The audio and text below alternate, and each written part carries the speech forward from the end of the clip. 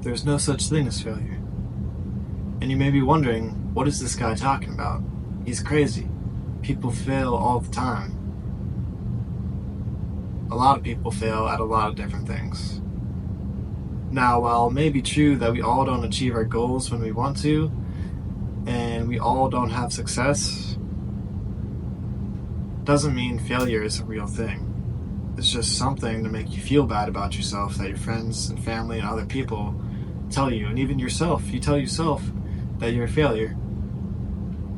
But in reality, if you're trying to achieve your goal and you're working towards something and you don't reach a level of success that you wanted, there's a lesson to be learned. Now, if we read what I wrote on the whiteboard, and you can say that you understand it and agree with it, then you can understand the rest of the video. And what I wrote down is that learning a lesson that will allow you to achieve your goal in the future is a positive.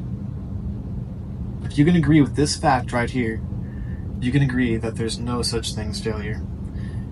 Because if I'm trying to lose 30 pounds, let's say a hypothetical scenario, I'm 200 pounds, I'm trying to get down to 170. The first month, I go to the gym 3 times a week. And at the end of that month, I only lost 1 pound. I'm going to call myself a failure. My friends are going to call me a failure. My family is going to call me a failure.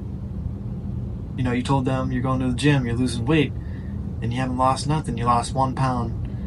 I mean, yeah, you lost weight, but in the back of your head, you're calling yourself a failure. When in reality, that situation is teaching you a lesson. In reality, instead of calling yourself a failure, you're like, all right, what lesson can I learn here? Well, maybe I gotta think about my diet. I'm still eating like garbage, still eating too much food every day, and that's probably the reason I'm not losing any weight. So you learn that lesson in the first month, you take it to the second month. All right, now I'm going to the gym 3 times a week and I'm eating healthier. I'm eating less fast food, cooking healthier foods such as chicken, broccoli, stuff I don't normally eat. All right, let's see how the second month goes. And after the second month, you lose 5 pounds. You're like, all right, a little more progress, but if I want to lose 30 pounds, I'm going to have to start doing a little more, you know? I'm not as efficient as I'd like to be at making progress towards my goal. So, after the second month, you're looking at what you've been doing. You've been going to the gym 3 times a week. But you start thinking to yourself, hey, maybe I need to do a little more cardio.